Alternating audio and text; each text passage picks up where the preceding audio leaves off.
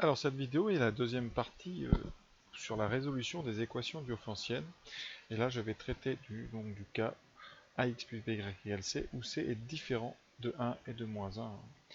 Donc, le premier cas, eh bien, je vais prendre D le PGCD de AB et je vais choisir le cas où D ne divise pas C, c'est-à-dire le troisième coefficient. Alors si D ne divise pas C, eh bien c'est très simple. On va passer l'équation modulo D. C'est-à-dire que par implication, si x et y est un couple et solution, alors forcément vous avez ax plus by qui est égal à c, d'accord, parce que les couples et solutions. Et là, par implication, donc, eh bien on peut passer modulo d. Donc ax plus by est congru à c modulo d. Or, d divise a, donc bien forcément a est congru à 0 modulo d. D divise b, puisque c'est le PGCD, donc b est congru à 0 modulo d. Et par combinaison, comme x et y, c'est une solution, donc x et y sont des relatifs, et bien par combinaison et par compatibilité, et bien combinaison ax plus by est congru à 0 modulo d. Alors maintenant, qu'est-ce qui se passe? Eh bien, on a dit que d ne divise pas c. Donc c n'est pas congru à 0 modulo d. Donc on a d'une part ax plus by qui est congru à c modulo d, et pourtant ax plus by vaut 0 et c ne vaut pas 0. Conclusion, ces deux choses-là, eh bien, c'est impossible. Et donc, il n'y a pas de solution. Voilà. Donc le premier cas est réglé. Alors un exemple, bien, ça pourrait être 6x plus 12y égale 18. Exemple simple, égale 181. Pardon. Donc on va passer modulo 6, parce que le PGCD de 6 et 12 c'est 6, et vous obtenez ici 0, plus 0, donc 0, pardon, je vais terminer, c'est y, vous obtenez 0x plus 0y est congru à 181 modulo 6, j'ai un peu mieux, et 181 modulo 6, ça vaut 1, puisque 180 est un multiple de 6, et ici vous avez donc, vous auriez 0 congru à 1 modulo 6, c'est absurde, donc il n'y a pas de solution. Voilà le premier cas. Maintenant, on va passer au deuxième, si D divise. Donc pour mon deuxième cas, je vais choisir donc soit D le PGCD de AB, et je vais prendre un cas où le PGCD de AB est différent de 1, c'est-à-dire que AB ne sont pas premiers entre eux. Et là, je considère le cas où D divise C. Alors, eh bien, un exemple, ça peut être 6x plus 12y égale 18. Voilà, vous voyez, pour résoudre ça, et on peut par exemple diviser par 6, ça permet de conserver l'équivalence, puisque quand on divise par 6 les deux membres d'une égalité, on obtient une équation équivalente, donc l'ensemble de solutions n'est pas modifié, donc par 6 vous obtiendriez x plus 2y égale 3, et là on va être amené à résoudre, ce sera notre troisième cas. Donc si le PGCD de AB est différent de 1 et que D divise C, alors eh bien, on va pouvoir, il y a un théorème à la caractérisation du PGCD qui dit que, eh bien, si D est le PGCD de AB, il existe K et K' premiers entre eux, tel que A c'est K fois D, et en même temps, B c'est K' fois D. Dans ce cas-là, l'équation E, c'est notre équation de départ, qui est AX plus BY égale C, va être équivalente à une nouvelle équation qui sera pour l'instant la même, KDX plus K'Dy égale C. Et donc, eh bien, qu'est-ce qu'on va faire? Eh bien, puisque D divise C, il existe un troisième, on va l'appeler grand K, comme ça, il existe un grand K, tel que C égale K fois D, lui aussi, un multiple de D. Et donc ici, on va remplacer ce C par KD et on divise tout par D. On reste sur une équivalence, on obtient KX plus K'Y est égal donc à K. Voilà. Qu'est-ce qu'on obtient ici? Une équation sous la forme, eh bien, AX plus BY égale C avec A et B remis entre eux. Alors, évidemment, c'est plus les mêmes A et B, donc si vous préférez, je peux mettre des primes. Voilà, et donc je vous invite tout de suite à passer au troisième cas, justement. Résoudre une équation AX plus BY égale C quand A et B sont premiers entre eux. Alors, on sait déjà le faire quand C vaut 1. Et maintenant, que se passe-t-il quand C ne vaut pas 1? Alors, donc, si AX plus BY égale C, alors cette équation-là, on ne sait pas résoudre pour l'instant. Mais par contre, d'après ce qu'on a vu dans la vidéo précédente, bien avant, on sait que, eh bien, comme A et B sont premiers entre eux, il existe un couple UV, tel que, donc UV antiratif, tel que AU plus BV est égal à 1. D'accord? Et en multipliant par C, eh bien, on en déduit, eh bien, tout simplement, que le couple CU-CV est solution de AX plus BY égale à C. Je m'explique ici. Hein. Vous multipliez par C, puisque, alors, on va choisir C différentes zones. Ça fait ACU plus BCV égale à C. Voilà. Et donc, vous avez en factorisant ici, en mettant des parenthèses, là, vous avez bien CUCV qui est solution de l'équation avec C. Voilà. Tant si c'est égal à 0, il n'y a plus de souci. Hein, tout est nul donc, dans ce que je viens de dire. Alors, que fait-on de cette solution particulière? Eh bien, on fait exactement le même raisonnement que j'ai utilisé pour résoudre l'équation AX plus BY égale à 1. Alors, je fais le début, puis vous comprendrez la suite.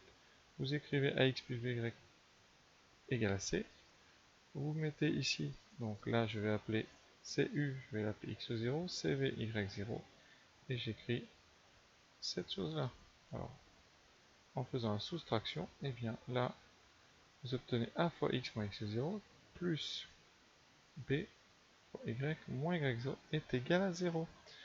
Et en fait, tout le reste va être exactement pareil que si j'avais eu C égal à 1, c'est-à-dire vous revoyez la vidéo précédente et vous avez exactement l'ensemble de solutions. Et qu'est-ce qu'on va trouver ici? Et bien forcément, X va s'écrire X0 plus B fois K et Y s'écrira Y0 moins 1 fois K.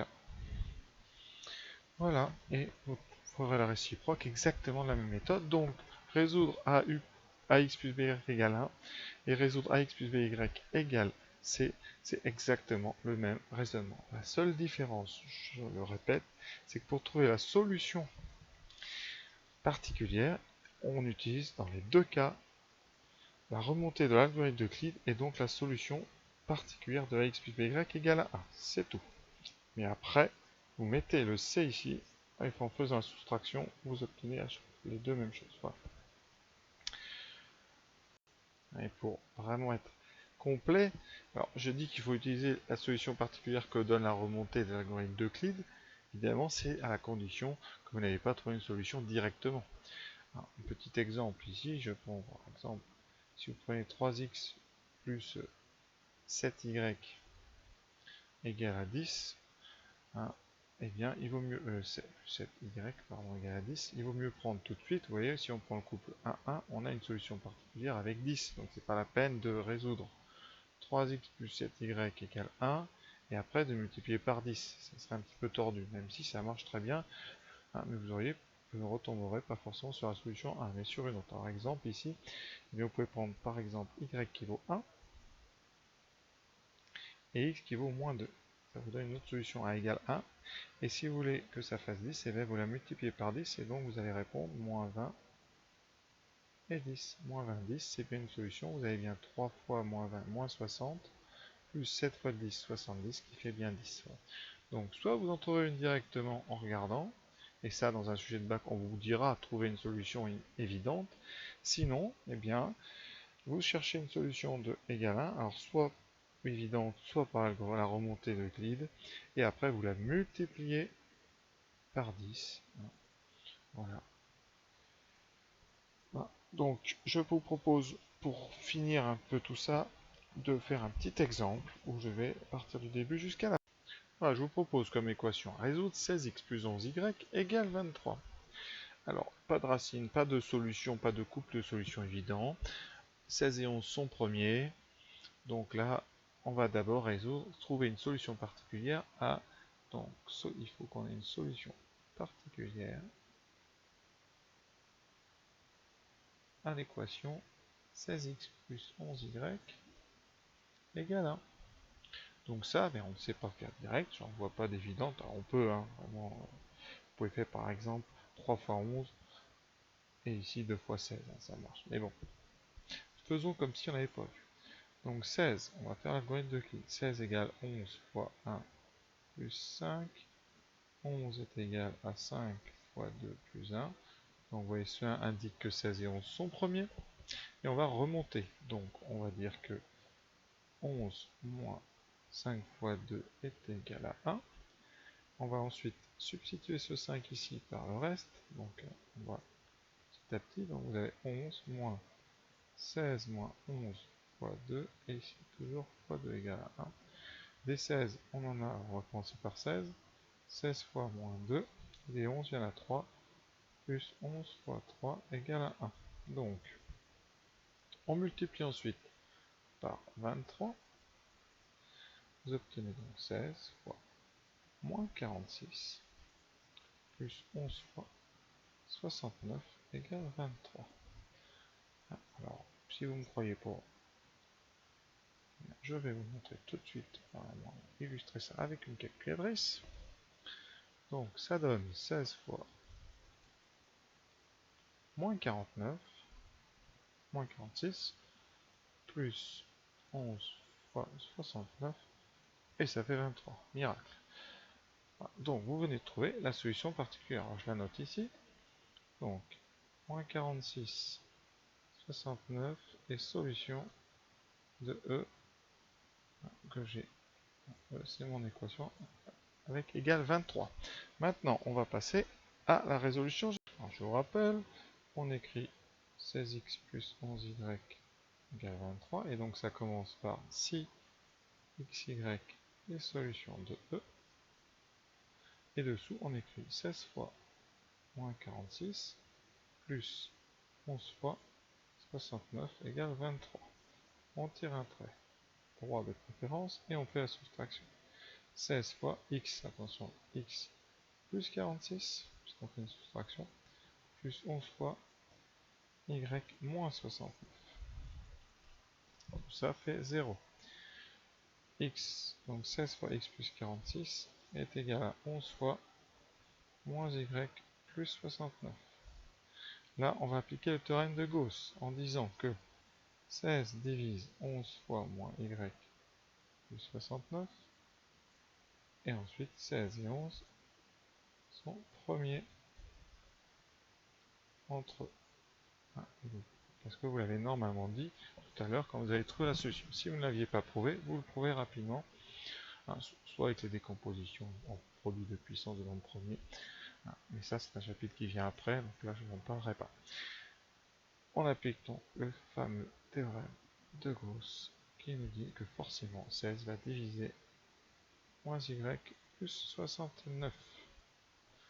Et donc, il existe k appartenant à z tel que moins y plus 69 est égal à 16 fois k. Et on dit donc y c'est 69 moins 16k. Voilà. On injecte cette ligne ici à l'intérieur de celle-là. Donc 16 fois x plus 46 est égal à 11 fois 16k. On divise par 16. X plus 46 est égal à 11k.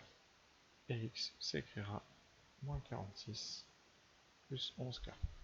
Donc, on vient de montrer que si x, y est solution de E, bilan, si x, y solution de E, alors il existe un membre k relatif tel que là, on va pas mettre de parenthèse, tel que x s'écrit moins 46 plus 11k et y s'écrit 69 moins 16k.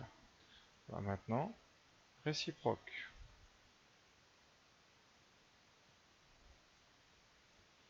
Hein, soit le couple moins 46 plus 11k et 69 moins 16k avec k appartenant à z. Calculons 16 fois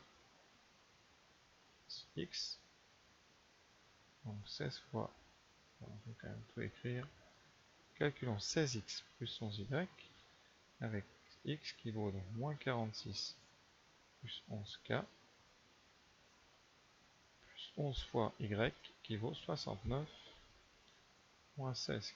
Et vous développez, vous obtenez ici donc 16 fois moins 46 plus 16 fois 11k plus 11 fois 69 moins 11 fois 16k. Ça disparaît avec ça. Et vous obtenez ici 16 fois moins 46 plus 11 fois 69. Et comme ce couple est solution de 2, on sait que ça fait donc 23. Voilà. Conséquence, et je vais quand même aller jusqu'au bout.